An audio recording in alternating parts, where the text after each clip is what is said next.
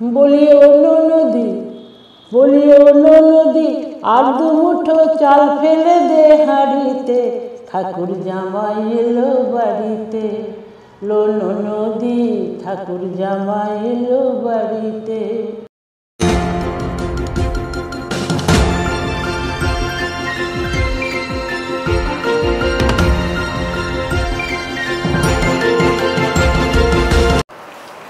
নমস্কার বিটু বাংলার সমস্ত দর্শকদের আজ এক আনন্দ ভরা অভিনন্দন।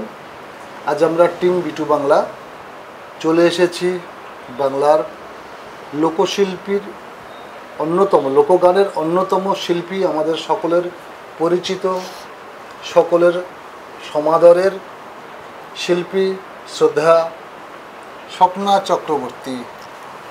আপনাকে প্রণাম মাসিমা। আমাদের সঙ্গে রয়েছেন বিটু বাংলা ডিরেক্টর দীপক কুমার বণিক, রয়েছেন বিটু বাংলার শুভাকাঙ্ক্ষী প্রতিনিধি সব্যসাচী মুখার্জি বীরভূম থেকে। তারই সুপারিশে আজকে আমরা দিদির কাছে আসতে পেরেছি। ওইটাই ভালো, দিদিটা, কারণ আমি সকলের দিদি, আমাকে সবাই দিদি বলে। যখন ভারতবর্ষে ইলেকট্রিক সেভাবে আলো জ্বলে ওঠেনি রাস্তার মোড়ে মোড়ে, পথে প্রান্তে, যখন একমাত্র আকাশবাণী বাংলার সঙ্গীত শিল্পী স্বপ্না চক্রবর্তী পিতামাতার আশীর্বাদ ধন্য, গুরুভক্তি অসীম সাধনার মধ্য দিয়ে প্রাপ্ত বোধের দীপ্তি ও ধ্যানের অভিনিবেশকে সঙ্গে করে তিনি জনগণের আকাঙ্ক্ষিত শিল্পী স্বপ্না চক্রবর্তীর ইতিকথা শুনব।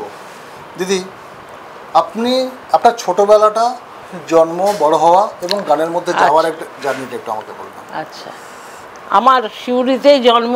হ্যাঁ, আমার এখানে সবই, এখানে গান বাজনা প্রথম দিকটা এখানে, তারপর কলকাতায়। সে আমি ছোট থেকে একদম বাচ্চা, 6 বছর 6 বয়স, তখন থেকে আমি গান গাইতাম। আচ্ছা, মানে আমার ওটা ভিতরেই ছিল বোধহয়। তখন মনে আছে আমার যে হেমন্তদার একটা গান বেরোলো, হেমন্ত মুখার্জির একটা রেকর্ড, প্রথম রেকর্ড বেরোলো,